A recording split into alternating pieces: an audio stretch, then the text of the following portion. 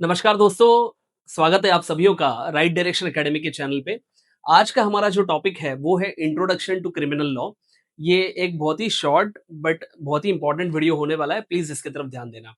हम लोग Indian penal code, भारतीय न्याय संहिता, इसके बारे में न्यूज़ में बहुत सारी चीज़ें पढ़ते हैं। रिसेंटली भारत की पार्लियामेंट ने आईपीसी को रिपील करके उसकी जगह पे एक नए 3 क्रिमिनल लॉज़ लाए हैं।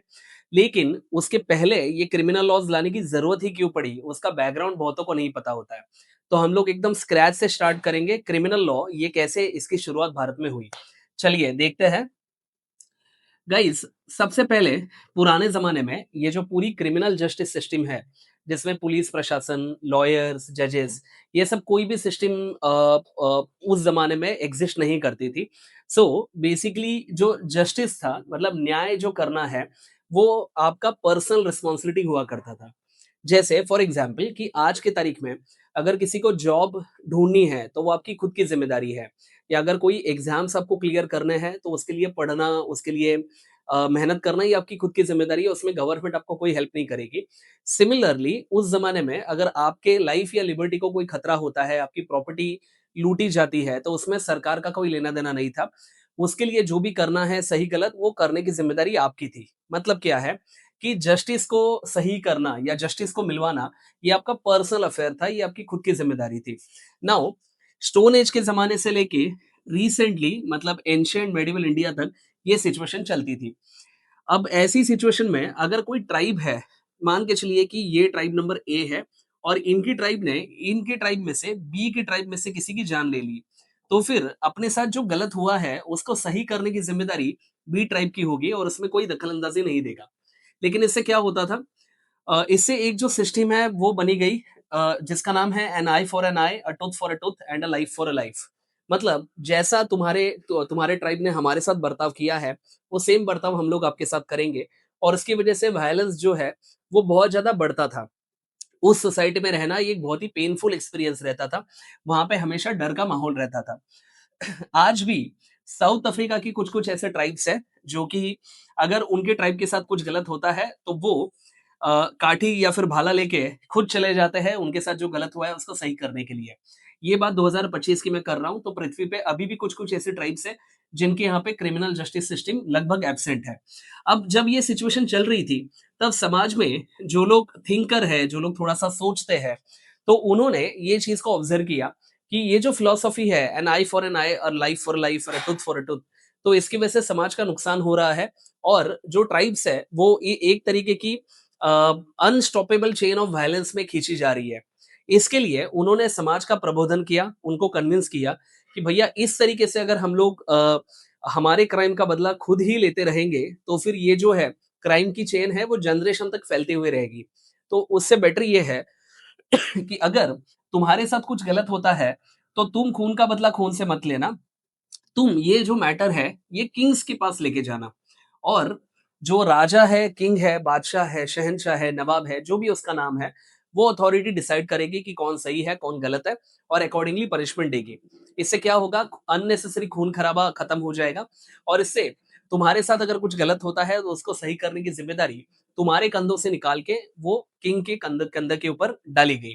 अब ऐसी सिचुएशन में जो किंग्स थे, वो न्याय को डिलीवर करते थे और ये सिस्टम कई सालों तक ऐसे ही चलते रहा, ठीक है? So justice was basically handed over in the hands of the kings. लेकिन इस सिस्टम में भी कुछ-कुछ तकलीफें थी, कुछ प्रॉब्लम्स थे। देखिए प्रॉब्लम्स क्या थे? सबसे पहले भारत में आज जो हम लोग इंडिया कहते हैं, जिसमें 28 राज्य है, 8 यूनियन टेरिटरीज़ है, तो उस ज़माने में इंडिया एक पॉलिटिकल एंटिटी ऐसा कुछ नहीं था। विद इन इंडिया बहुत सारे अलग-अलग प्रिंसली स्टेट्स थे, मतलब बहुत सारे छोटे-छोटे देश थे और हर देश का खुद का एक राजा हुआ करता था और उनकी जो क्रिमिनल लॉ की सिस्टम है, वो बिल्कुल भी नॉन यूनिफ़ॉर्म थी। मतलब जिस तरीके का लॉ ये भारत के पश्चिम में चलेगा, उससे बिल्कुल भी अ, विपरीत या उससे बिल्कुल भी उल्टा प्रकार का लॉ ये शायद साउथ इंडिया में चल सकता है। जिस तरीके की पनिशमेंट ये वेस्टर्न इंडिया में दी जाएगी, उससे अलग प्रकार की पनिशमेंट, उसके अलग प्रकार के क्राइम्स ये ईस्टर्न पार्ट ऑफ इंडिया में थे। मतलब इंडिया में हम लोग जिसको एक यूनिफ़ॉर्मिटी कहते हैं, वो कॉन्सेप्ट इंडिया में एब्सेंट था। ये सबसे पहला प्रॉब्लम था। दूसरा, इंडिया के जितने भी क्रिमिनल लॉज़ थे, वो पूरी तरीके से रिलीजियस स्क्रिप्चर्स के ऊपर और एज ओल्ड प्रैक्टिसेस के ऊपर डिपेंडेंट थी। मतलब अगर किसी ज्यूरिसडिक्शन में किसी प्रिंसली स्टेट का राजा या महाराजा हिंदू है, तो फिर हिंदू स्क्रिप्चर्स के अकॉर्डिंगली लॉज को इम्प्लीमेंट किया जाएगा, उसकी डेफिनेशंस दी जाएगी और पनिशमेंट भी वैसी ही रहेगी। अगर मुगल है या फिर निज़ाम का शासन है, तो वहाँ पे इस्लामिक लॉ लागू होता था। मोरल ऑफ द स्टोरी कि लॉ ये रिलीजियस स्क्रिप्चर के ऊपर आधारित था और पुराने घिसे-पिटे प्रैक्टिसेस के ऊपर ये चलता था, ठीक है? इसमें किसी भी तरीके की मॉडर्निटी नहीं थी। ओके। तीसरा, ये जो लॉज है ये अनसाइंटिफिक थे। मतलब अगर कोई व्यक्ति किसी धार्मिक ग्रंथों ग्रंथों के ऊपर हाथ रखे कह दे या फिर कोई मुल्ला मौलवी या फिर कोई पंडित कह दे कि ये आदमी सच बोल रहा है, तो ये माना जाता था कि वो आदमी सच बोल रहा है। क्यों?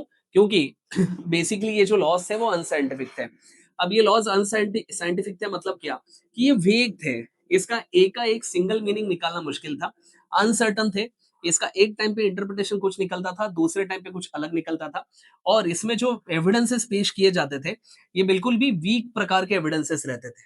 मतलब वीक एविडेंसेस के ऊपर या गलत एविडेंसेस के ऊपर किसी को पनिश करना, जो सही एविडेंस है उसको ना मानना, ये सब बहुत बहुत सारे टेक्निकल इश्यूज थे। इसमें एक और सबसे बड़ा इशू ये था क्योंकि एप्लीकेशन का जो लॉज ऑफ एप्लीकेशन है वो इनकंसिस्टेंट था। दैट इज द रीजन कि crime ratio was very high. अगर आप उस जमाने में देखेंगे तो रॉबरी, डकैती, मर्डर्स, ये सब बहुत ही कॉमन प्रैक्टिस थी, आम प्रैक्टिस थी। चीटिंग बहुत ज्यादा तादाद में होती थी।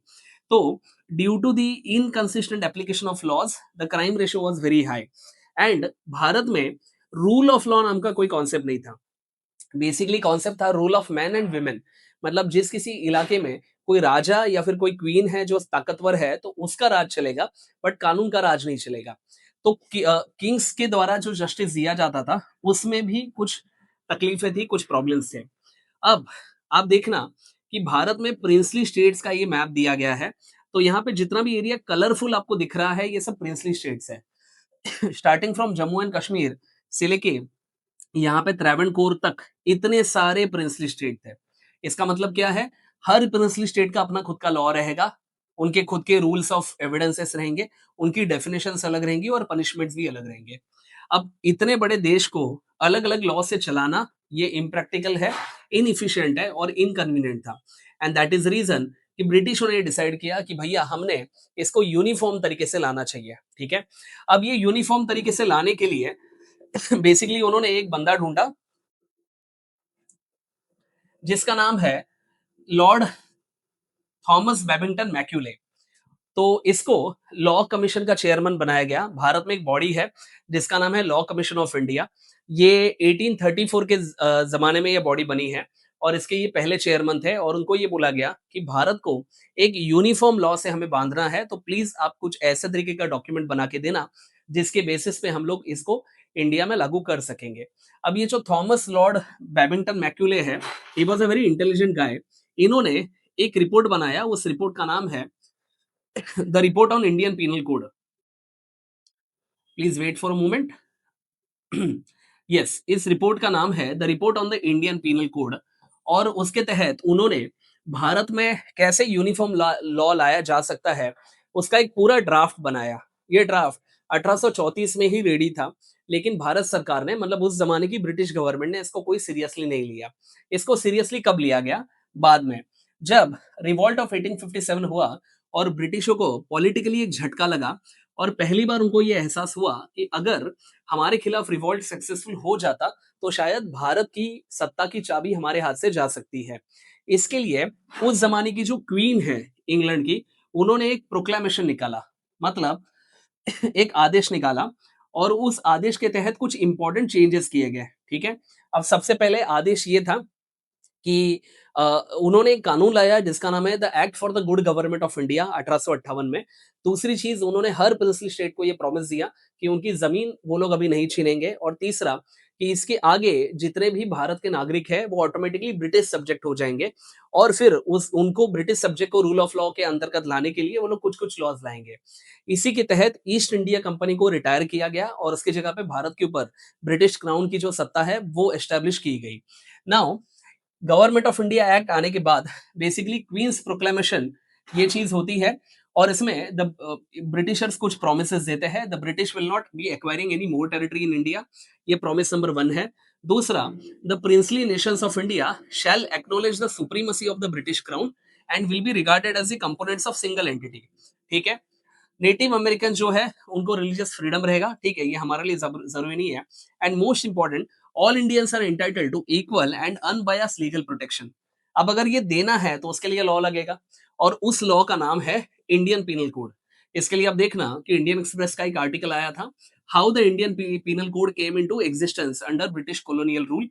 अगर आप गूगल पे इसको डाल देंगे इस कीवर्ड्स को तो आपको वो आर्टिकल मिल जाएगा। तो इंडियन पीनल कोड ये ब्रिटिशों से लाया गया एक कानून है। अब इसको कोड क्यों कहते हैं? देखिए, ऐसा कोई भी लॉ जो कि आने के पहले उसी विषय के ऊपर बहुत सारे अलग-अलग लॉज थे, उनको सबको निकाल के रिपील करके उसकी जगह पे एक कॉम्प्रिहेंसिव लॉ अगर लाया जाता है, तो उसको लॉ या एक्ट नहीं कहा जाता। उसको जो वर्ड यूज़ किया जाता है वो रहता है कोड, ठीक है? जैसे आप उदाहरण के तौर पे ब्रिटिशर्स आने के पहले भारत में ऐसा नहीं था कि क्रिमिनल लॉ नहीं था, लेकिन वो क्रिमिनल लॉ अलग-अलग किंग्स का था, अलग-अलग प्रिंसली स्टेट उसको एडमिनिस्टर करते थे। वो अनसर्टेन था और वो नॉन यूनिफॉर्म था। तो ये सभी लॉज को हटा के उसकी जगह पे एक लॉ जो लाया गया है, उसको हम लोग इंडियन पीनल एक्ट नहीं कहेंगे, क्योंकि ये अलग-अलग कानूनों को खत्म करके उसकी जगह पे एक ही कॉम्प्रिहेंसिव लॉ लाया गया है। इसके लिए उसको जो वर्ड यूज़ किया जाता है उसका नाम है इंडियन पीनल कोड, ठीक है?